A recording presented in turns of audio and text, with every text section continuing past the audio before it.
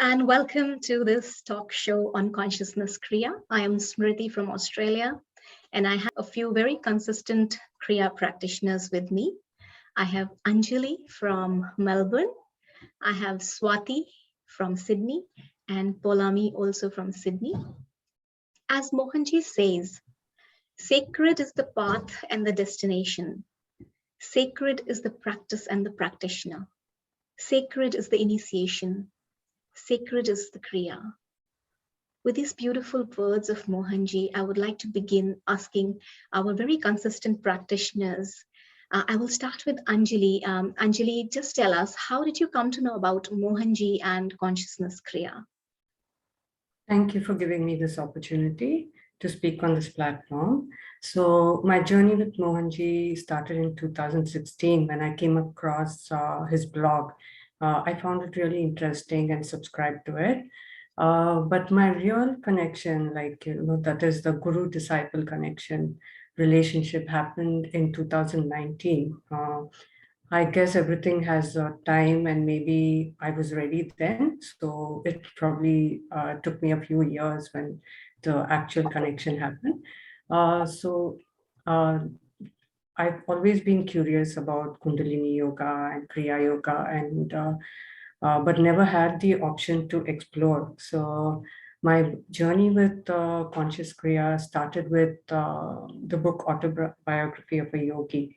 And I believe it came into my hands very mysteriously. I mean, that's another story, but it was clearly like a guidance. And once I started reading it, I decided to apply for Consciousness Kriya. And so I feel it was all just purely guidance from my Guru Mohanji.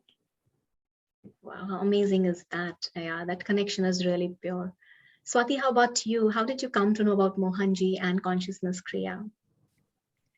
It's quite a story that I would say. First of all, thank you very much for giving me this opportunity. I always used to feel who is going to do an interview, or whenever is my time to get it interview done. This is really my day, I would say. So thank you once again for giving me the opportunity. And yes, I have come to know about Mohanji very, very, very dramatically, I would say. So this happened in 2019. In 2018, I've given birth to a girl baby, and I have fallen into the postpartum depression after pregnancy, kind of depression. And I have a soul connection to Sri Pada Sri Vallabha, one of the first incarnations of Dattatreya in Kali Yuga. Yeah. So I used to cry having baby in my laps. I don't know, looking to the sky, I used to cry for help. I don't know where to go, but I want some kind of a freedom that I always am lacking for. And slowly, I started looking at the videos of Baba Devotee Speaks. In one of the videos, one lady spoke about Mohanji's iCard. I've never come across that name iCard. I found it curious to get to know more about Mohanji, because whoever is connected to Shirdi Sai Baba, I believe that they will not say anything which is a lie. They will only speak if it is a truth. Right. And if they believe and they have faith, then that's the next level. So I believe this lady. And I have like that searched for Mohanji's name in Google, and then I happened to see mohanji.org page. I didn't understand. By looking at the picture of Mohanji, I never seen such a magnificent figure previously. The connection, of course, didn't happen immediately, I would say. But I was actually searching for meditations where I want to calm myself. So like that, I happened to step by step, guided by none other than the Datta himself towards Mohanji. And once I've started practicing the free meditations that were available on the website, I found an immediate transformation in myself, that calm down, coming out of the depression that I was speaking about. There's a lot of things that had happened. So in that, one of the application is for Consciousness Kriya. I've never heard about Kriya previously, except for in the movie, the Tamil movie, which is done by Rajnikant, Baba. Yes. I've never seen or heard about Kriya before that. So I again was curious, and that's how I applied just like that for the Consciousness Kriya, because we know that we have to apply for the Consciousness Kriya in order to get it, and we have to find our eligibility as well. So like I've applied, and then I've prayed that I wanted to do it, and then yeah, successfully my application got approved. And later on, slowly while doing Consciousness Kriya, step by step, I got the real connection towards Mohanji in 2019. So this is a process that happened for 6 months. That's amazing, Swathi. It's beautiful to listen to your story. Really inspiring. And yes, to let the audience know, indeed, Kriya was downloaded by Mohanji and it was given by Babaji. So it's indeed a very sacred practice. Coming to you, Poulami, you tell us your story. How did you come to know about Mohanji, and how did you come to know about Consciousness Kriya, and how did you decide to, apply for it and practice it? I got to know about Mohanji actually through my mom, because she's, I would say she's the beacon of light in our family. She was the first person to connect with Father. She was the first person to, in fact, go on a retreat, read the book, The Power of Purity book, and she was the first person to actually introduce me to that book itself. So anything and everything to do with Mohanji Foundation has all come from my mom. So I owe it to her. So just for the sake of, letting the audience know that Poulami is daughter of our dear Soma Seal, who's the president of Ammukare Charitable Trust in India. Yes, you can continue, Poulami. So Consciousness Kriya application, I did it, I think around, there was an online application actually, I do remember this, and my mom had in fact told me that, it would be really good because Kriya, I think I remember in her words, she said Kriya is like, helping you get one step closer towards understanding yourself. So, I think it might be good for you, you have your own journey to go through, so it might be something that you can explore. And that's how I did an online. There's nothing miraculous like what Anjali and Swathi have said.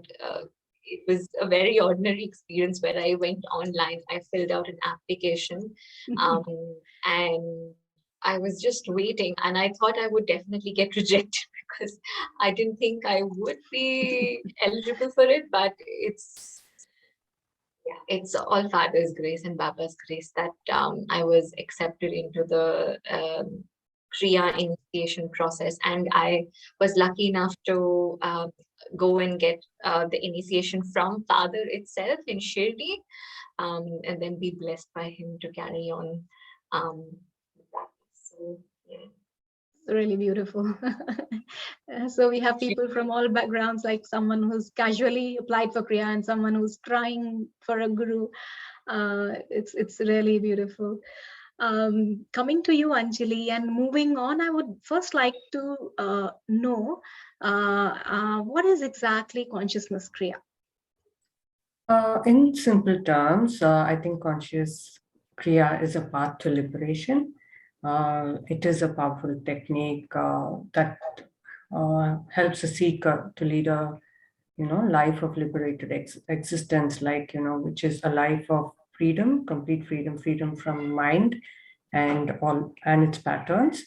And this technique was given to Mohanji for the purpose of guiding mankind to liberation. So Consciousness Kriya is for spiritual seekers and someone who wants to reach a state of no mind, liberated existence, and from all bondages also, and probably someone who wants to have acceptance of themselves and of the life they're leading, and also like to dissolve any identities and achieve oneness with the universe. So it's a technique. So what does it involve? Like some breathing, some visualization? Is it around that?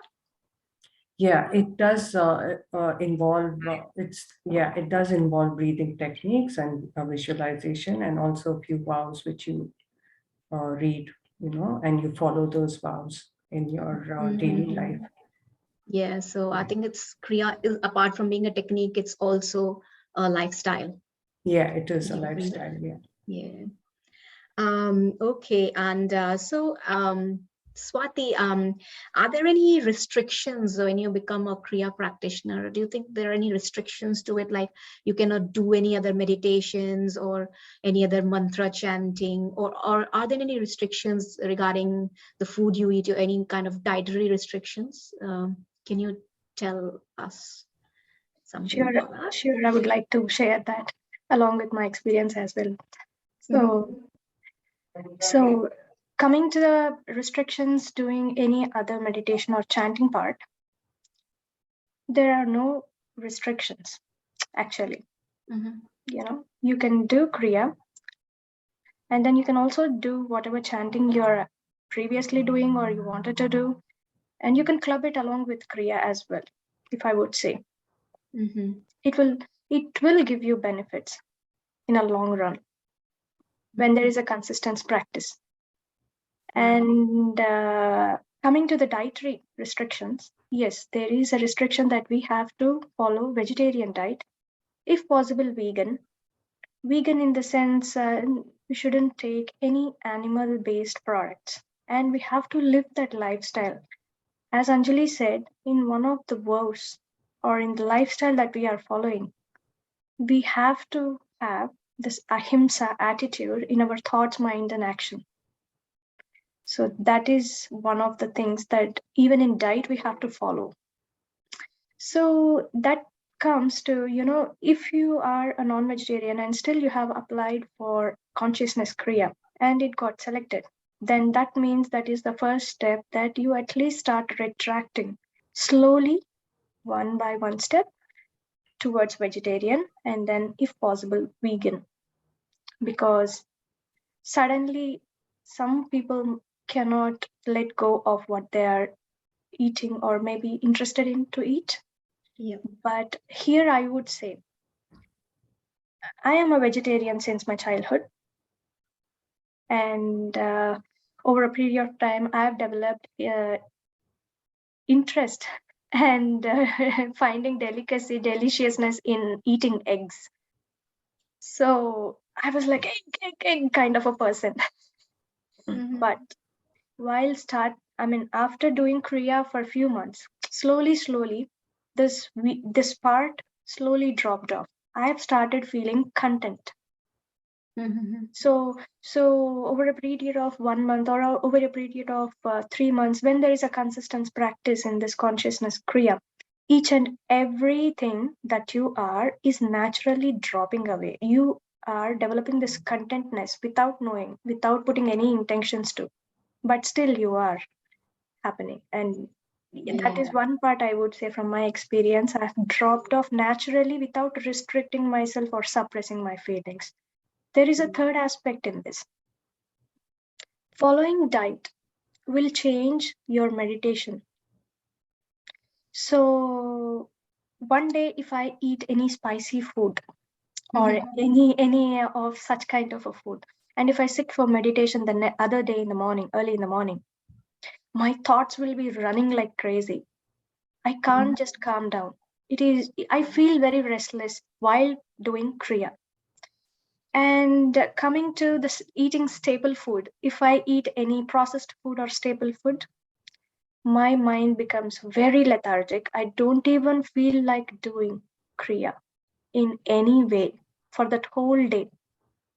After this food, whatever I have taken, got digested, that means after 2 days, then again I feel very relaxed. So it is, I would say, without any doubt and with confidence that if you at least include from some vegetables or raw vegetables or fruits, more fruits and more raw vegetables than cooked food. And if possible, vegetarian diet. If you can follow that, your Kriya is going to be giving you really good experiences. That's true. That's true. Because Mohanji also emphasizes on diet, which is based on ahimsa, non-violence. So yes, so as we say that Kriya is a lifestyle, so this is one of the points. So, but that doesn't mean that whoever is eating, non-vegetarian food, they cannot apply for Kriya. It's a transformation. It happens naturally. So there's no forcing, or there is no, there is no restriction in the sense that you have to leave and then only you can come. So everyone is welcome, but yes, gradually things which don't suit our constitution, they drop off. Yeah, very, very naturally they drop off. Yeah. Coming to you, Poulami, can you tell us what is the time commitment each day? Like how much time you have to devote when you're practicing Kriya? And is there any specific time of the day when one should practice Kriya? So from what I understand, Kriya is actually a half an hour practice. It takes about approximately 30 minutes to complete the entire process. It is said that it is best to practice Kriya during Brahma Muhurta, which I think starts from 4 a.m. to 6 a.m. So that's the best time to do Kriya. However, understanding that the lifestyle today is very different and everybody would have like a different time that suits them. So I do understand that you can pick one particular time and stay consistent with that particular time. The point is, I think, to stay consistent with that particular time for your Kriya practice. Also, as an initiate, we were told that it's best not to practice Kriya during the night because your energy becomes really high. And so you will definitely not be able to get sleep. So it's best to avoid practicing Kriya during the night time. Yes, truly. Yeah, and as long as you're consistent, you can choose the time that suits you, but it's best to do it in the morning hours, is what I understood. Thank you, Poulami. Now I'll come to the next and very important question to all of you, and starting with Anjali. What is that major change or transformation you feel that you've experienced ever since you have practiced Kriya? What is that major effect, that transforming effect that Kriya has brought in you and in your life? Kriya, I think, has given me completion because despite having a complete family life, a work life, there was always a deeper question inside me. What is the purpose of my life? What is the purpose of your life? That was like a nagging question. I think Kriya has fulfilled that now. And I find that I no longer ask that question. And when I started Kriya, I did not know much about liberation and, it was just curiosity. But as I'm progressing, I can see that it has become a priority in my life. Like liberation is a priority, like there is a desire for it. Then the second thing I can say, it has given me so much of clarity to follow a career which is close to my soul journey. Like I've had a totally different career, and there was a point where I was lost. I didn't know what to do.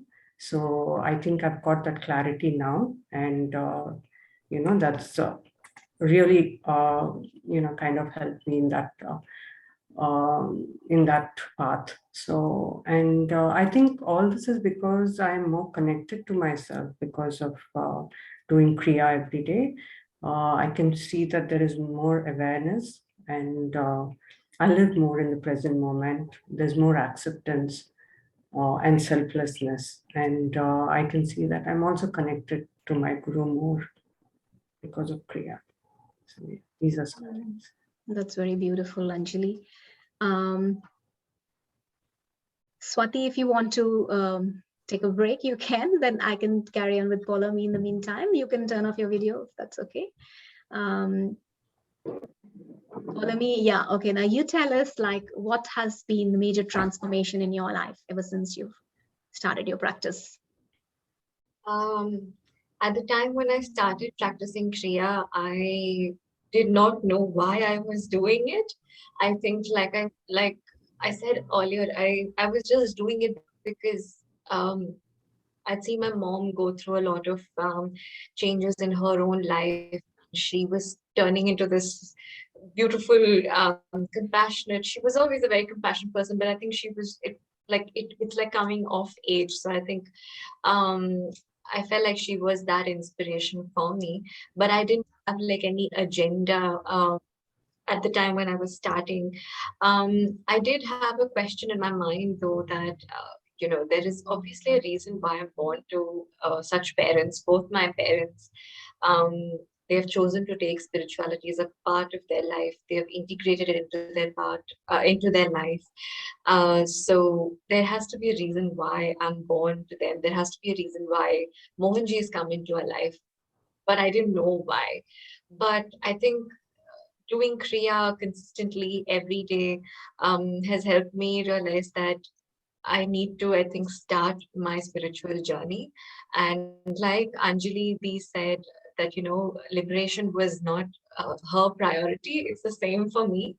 Um, I think very recently, while, just sleeping one night, I remember I was crying because I realized that I've trapped this soul for so many lifetimes, and I think it's time that I liberate the soul, and I have to work towards liberating the soul. So I'm grateful that I can, be a part of this wonderful family and continue this practice. So I think that's what Kriya has given me, that clarity. That's very beautiful, Poulami. That one thing that I really loved and it really affected me at this time is like when you said that you realize that you have trapped this soul for so long. That's such a beautiful realization to have, that I have trapped this soul and I need to liberate it. Amazing. Okay, Swathi, you're back. Would you like to talk about your transformations that happened ever since you started your practice? Yes. So, as I told previously, that I used to have this postpartum depression, kind of, right? So I always used to feel that I'm got chained here. I don't know where, but I've got chained in this relationships, responsibilities, especially. I used to fear of responsibilities. And my independency. So I used to have this insecurity of fear and fear of responsibility. Since my child is born, now I'm even more bound towards the family like cycle and all. So I used to sit and cry. I don't know for what, but just I used to feel as if I was chained to something which I couldn't come out of. And yes, after starting doing Kriya, this insecurity slowly, it took really, really big time. Maybe I would say for 1.5 years. But I was consistently trying to get out of it. But even to understand that to get the awareness that it is a fear of mine or it is an insecurity, I never used to have this awareness as well. So first step, I got the awareness, and then once the awareness has popped out, then I started hitting it every day consistently. Of course, I have faced some hardships in this process, but still I've never left at one point because I wanted to get free. I don't know to where, but just to get that chains out of my leg. So I used to do more than consciousness Kriya, as you've asked in one of the previous questions, that whether we can club it with more meditations or any chanting or such kind of stuff. So I have combined with consciousness Kriya a little bit of meditation every once in a month, or getting Maitri done every once in a month, anything of such sort, anything which is related to, free myself from. So yes, then I got completely stable in this fear and insecurities. Now I don't feel like having responsibilities and other stuff. At least I don't have the fear of this. So I would say that I did achieve in breaking that barrier, fear and insecurities in myself. That's a really, really great experience. And I also used to fear for doing coding because I'm from a mechanical background. I'm a mechanical engineer myself, but because of my family situations, I had to come into computers and do IT job like software development, which I don't know, I cannot understand. Even till today, it's an alien language to me, I would say. But yes, I used to have this limiting beliefs of myself that I cannot do, I cannot understand. For 9 years, I would say, for 9 years, I'm like that. And after 2 years of practice, Consciousness Kriya, it has changed a lot. It has changed a lot. Now I myself have applied and got a job as a hardcore developer who can learn and understand some things. Of course, there is some kind of a language problem which is still running, but it's fine. I've got that barriers out of my way. I would say that's a really good transformation for me. That's great. That's great. Okay, so they say that there are 3 C's of Consciousness Kriya, which is the consistency, commitment, and conviction. So how do you develop that in Kriya, Anjali? See, I think all 3 go hand in hand, like they're all connected to each other. For consistency, I try practicing at the same time, usually every day, and I find the same spot. That kind of helps me, be consistent with my practice. Then commitment, like I've made it like a part of my lifestyle, like something which I do every day. It's like that. It's become a part of my lifestyle. And because of the strong conviction I have, because of the changes I've seen, I think consistency and commitment comes a little more naturally. So of course there were times when I haven't done, I've not been consistent, but it has, it's just a part of, outgrowing it and, pushing yourself, and then you continue with your practice. So, yeah, so it's been good. It's been about, I can say that around 500 days of Kriya for me. So Wow. it's been really good. Yeah. Wonderful. What about you, Poulami? How do you ensure commitment, consistency, and conviction about Kriya? I think, like Anjali we said, that sometimes you do outgrow that, and on those days you just have to keep pushing. So, for me, I think as a part of commitment is to just, even if I'm not able to focus, I just make sure that I sit and I focus on my breathing, and also initially when I started practicing Kriya in this particular room, I started with Suvita actually, so thanks to her. I used to practice on my bed, and she had advised that she being a Maitri practitioner, she told me that it's best you sit down, create a space for you, maybe close to Baba, and set up a space. So that's why I've created the space, and I make sure that this is where I sit every day in the morning, and I practice. And even if I'm struggling and I'm not able to focus, I try and connect to Father's eye card, because I feel like that at least helps me stay connected to the process. So that's what I do in terms of conviction, commitment. Yeah. Wonderful. What about you, Swathi? How do you ensure that you are always, you have conviction, commitment, and consistency with Kriya? So I would say I have practiced ensuring conviction, consistency, and commitment. It depends on what your intention to actually pick up this Consciousness Kriya. So every day remember that. Why have you applied for Consciousness Kriya? What is it that you wanted? And once in a while, I might forget or carried away. So I go back to my application. Once again, I'll read what I have written.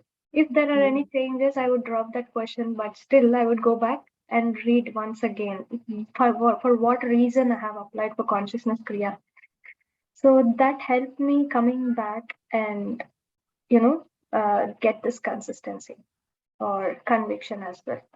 Yes, there will be some days because of some reasons you might not be able to maintain that consistency in that particular time, but still you should at least able to or manage to complete Kriya before 9 p.m. No matter, sometimes we will be traveling. I think that traveling times, and I think that is all okay, because while traveling, I know that we shouldn't do Kriya. We have to sit in a particular place. If it is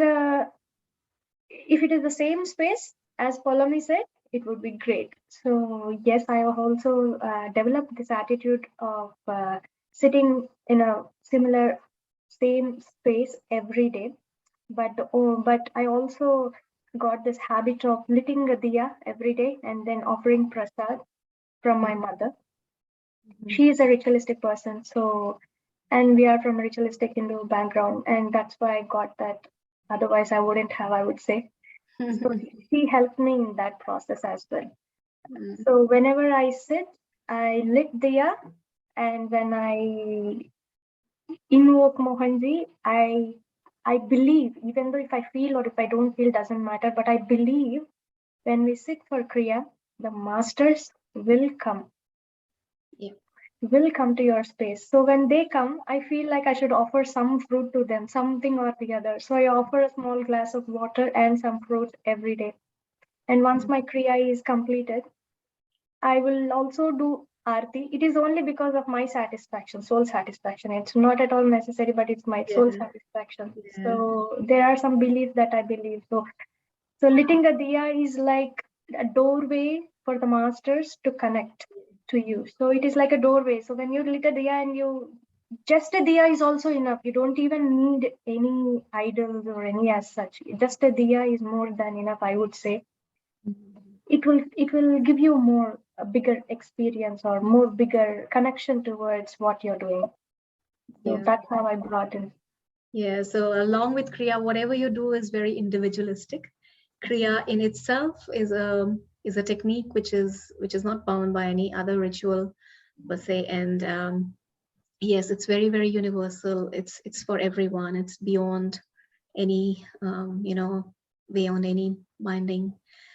So it was wonderful talking to all of you and listening to all your precious experiences.